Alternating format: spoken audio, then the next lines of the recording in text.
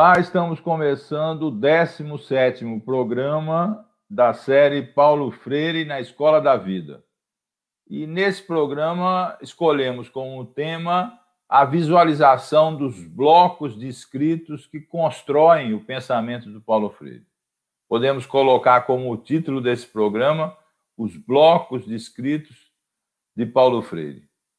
E eu chamo especial atenção para isso justamente porque eu venho defendendo a tese há muito tempo de que a gente só pode aprofundar e entender o pensamento do Paulo Freire se a gente tiver uma visão de totalidade da sua obra, né? Claro, por exemplo, que A Pedagogia do Oprimido é um livro muito importante e existe em si mesmo, mas só que você precisa entender que A Pedagogia do Oprimido, só para continuar nesse exemplo, é uma obra de transição, é uma obra que faz parte de um conjunto de outros escritos do Paulo Freire.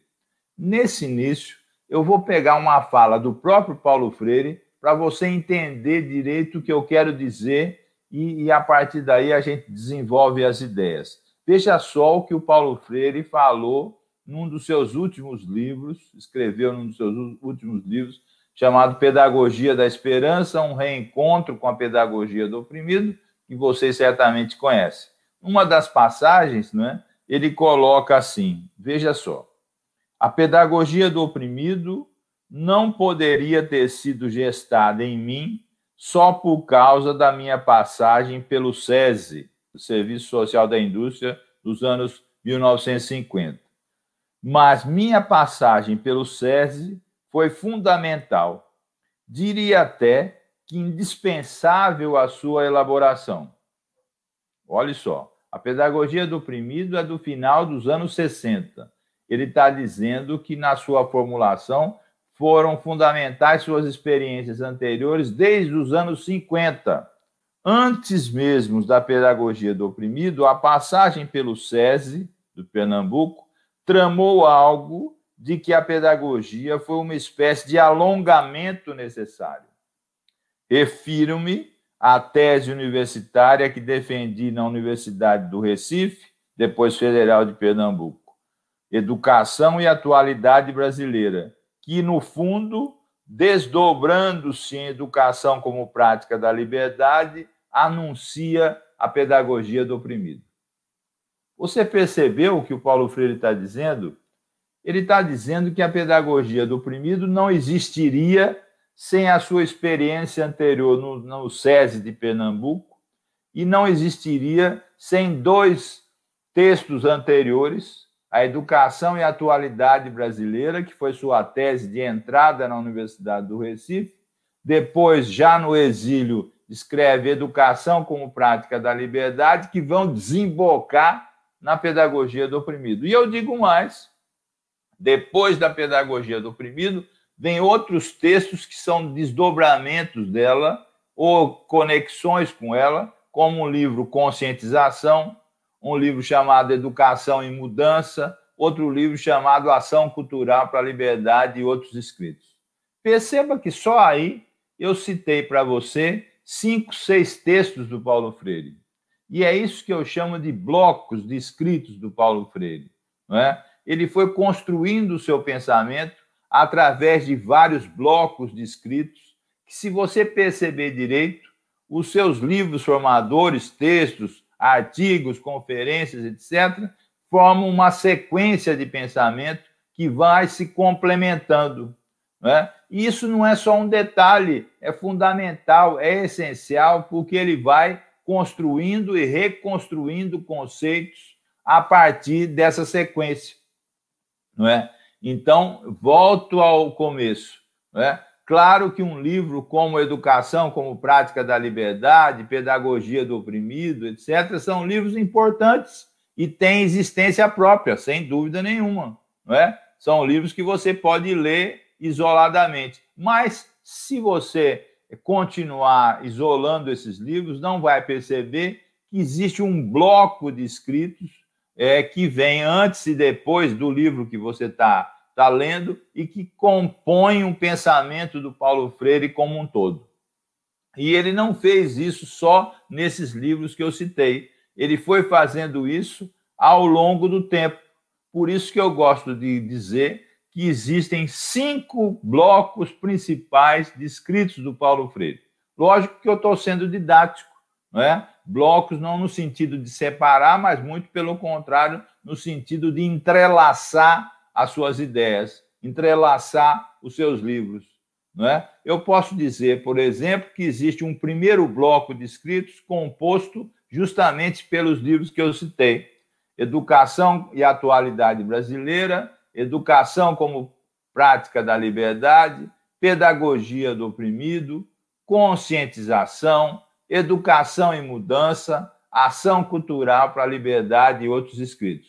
Se você olhar direito, esses livros estão situados na década de 50 e 60 e compõem o que eu chamo do primeiro bloco, não é, de livros do Paulo Freire. Você sabe também que nos anos 70, depois de passar pelo Chile, já no exílio, o Paulo Freire vai trabalhar no Conselho Mundial de Igrejas. Foi um importante estágio do exílio do Paulo Freire, que compõe quase 10 anos desse exílio e que é absolutamente fundamental esse ponto para você entender o pensamento e a trajetória do Paulo Freire. Nesses anos 70, quase os anos 70, todo no Conselho Mundial das Igrejas, o Paulo Freire escreveu vários livros, não é? Tendo como base, inclusive, o seu trabalho no Conselho Mundial das Igrejas, a sua contribuição dentro do IDAC, do Instituto de Ação Cultural, e também o seu trabalho na África, não é? Seu trabalho na África. É desse período que eu posso constituir um segundo bloco de escritos do Paulo Freire, que incluiria cartas à Guiné-Bissau, a importância do ato de ler, não é?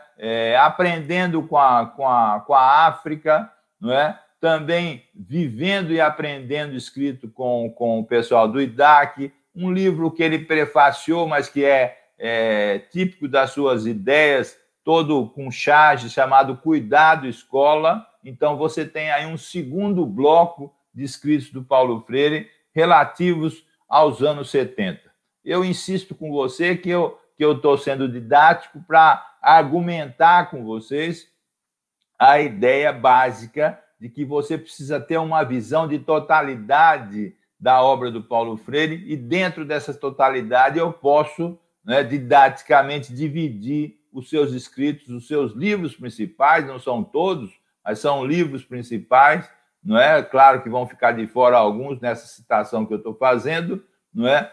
Para você entender, não é, essa sequência. Eu poderia chamar a atenção, então, para um terceiro bloco de livros muito importantes, muito determinantes na trajetória do Paulo Freire, que são os chamados livros dialógicos.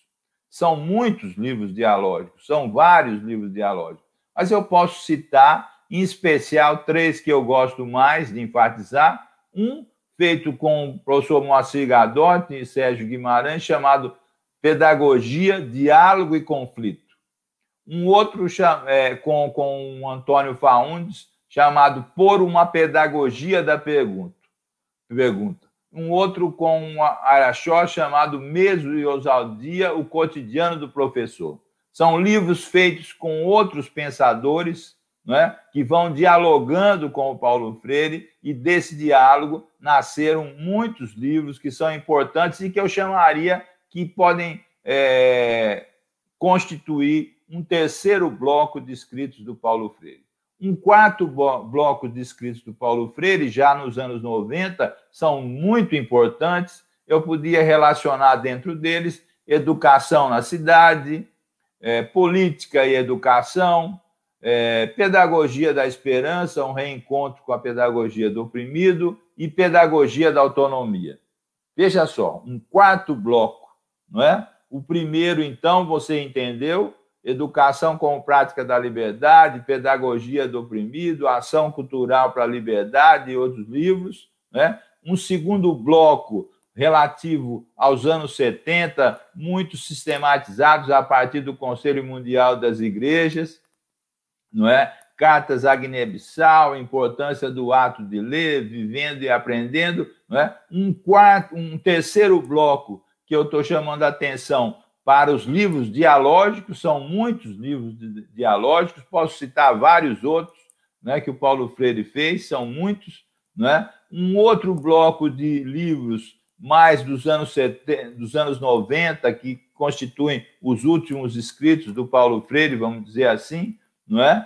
Pedagogia da Autonomia, Pedagogia da Esperança, não é?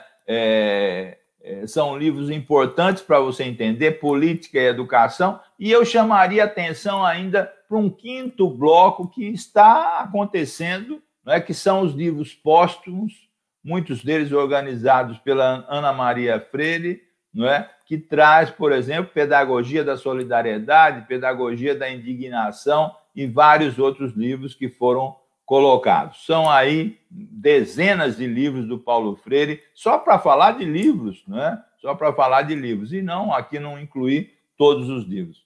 Mas a ideia principal que eu gostaria de defender, de deixar aqui nesse ponto é essa, né? A necessidade de você ler o Paulo Freire na sua totalidade, e um instrumento didático importante é dividir a sua obra em blocos de escritos, não é? Lógico, entendendo que esses blocos são entrelaçados, relacionados, não são lineares, não é? Estão intimamente ligados um em relação ao outro, porque o Paulo Freire vai sempre complementando as suas ideias, inclusive com outros pensadores, não é? Com outros pensadores. É o que eu chamo de bases e conexões do pensamento do Paulo Freire.